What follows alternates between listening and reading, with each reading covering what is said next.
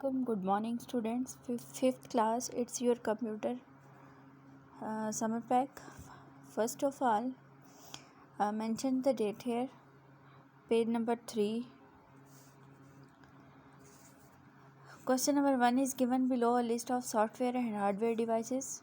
You have learned about software and hardware devices.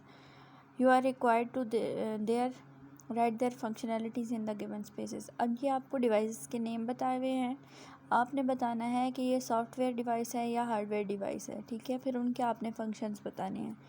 तो software devices वो होते हैं जो हमें विजिबल नहीं होते, जिनको हम आंखों से देख नहीं सकते या टच नहीं कर सकते, ठीक है।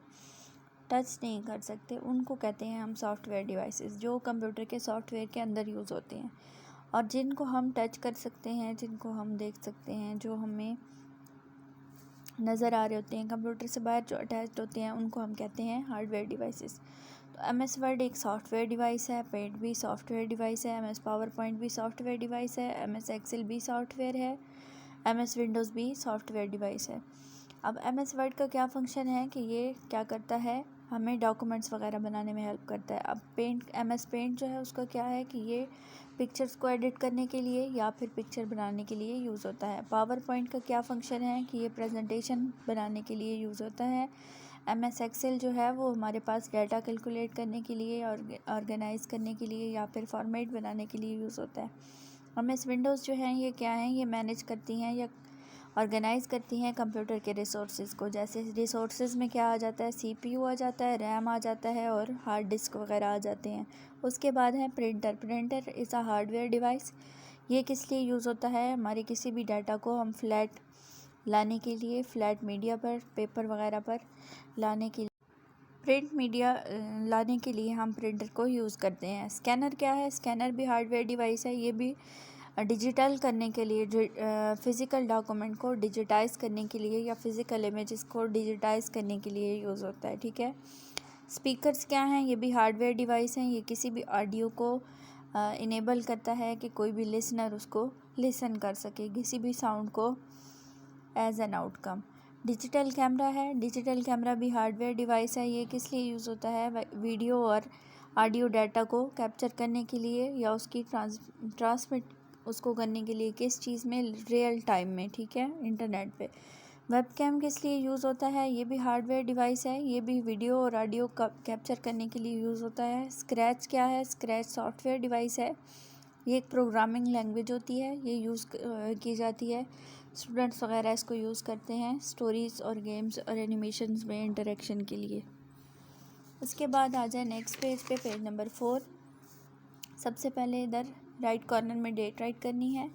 उसके बाद आपने फर्स्ट, सेकंड, थर्ड, फोर्थ और फिफ्थ जनरेशन के कंप्यूटर्स का कंपैरिजन करना है।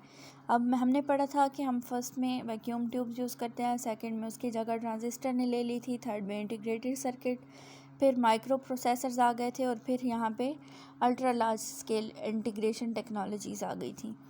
ये जो है कम पावर लेती थी, ये फिर उससे भी कम लेती थी, फिर ये आगे सेकंड से भी मोर रिलायबल, फिर ये थर्ड से रिलायबल आ गए और फिर ये फोर्थ से भी रिलायबल आ गए। फर्स्ट जनरेशन के जो थे ये बहुत ज़्यादा साइज़ में बड़े थे, फिर ये सेकंड जनरेशन के भी साइज़ में बड़े थे, फिर ये सेकंड के कंपैरिजन में कम आने लग गए, फिर ये उनसे भी कम, फिर इस तरह से ये पर्सनल कंप्यूटर जैसे लैपटॉप वगैरह आ गए, मोबाइल्स वगैरह आ गए, ठीक है। फर्स्ट जनरेशन की एग्जांपल में क्या आ जाता है, ENIAC आ जाता है। सेकंड जनरेशन के एग्जांपल में IBM 1620 सीरीज़ आ जाती है, थर्ड में IBM 360 सीरीज़ आ जाती है, फोर्थ में PDP 10 आ जाता है और फिफ्थ जनरेशन में IBM के लैपटॉप्स वगैरह आ जाते हैं। Is it clear. अब यहाँ पे हमें मिसिंग लेटर्स, मिसिंग एंट्रीज जो हमने लिखनी है। आपको पता है कि 1 MB में कितने KB होते हैं, 1 GB में कितने MBs होते हैं और 1 TB में कितने GBs होते हैं। ये सारा आपको मैंने करवाया हुआ है, उसकी कैलकुलेशन आपने कर लेनी है और फिर अपने आंसर्स इनके साथ मैच कर लेने हैं। उसके बाद आ जाए पेज नंबर 5 पे। तो पेज नंबर 5 इस कि आपने अपना कंप्यूटर या लैपटॉप को यूज़ करते हुए विंडो 10 के फीचर्स को लिखना है, ठीक है। तो विंडो 10 में एक्शन सेंटर आ गया है, यूनिवर्सल मोबाइल ऐप्स आ गई हैं, माइक्रोसॉफ्ट एज आ गया है, उसके बाद उसके पास एक AI असिस्टेंट आ गया है, कॉर्टेना, ठीक है। उसके बाद इसमें क्या हुआ कि सिक्योरिटी की भी इम्प्रूवमेंट्स आ गई हैं।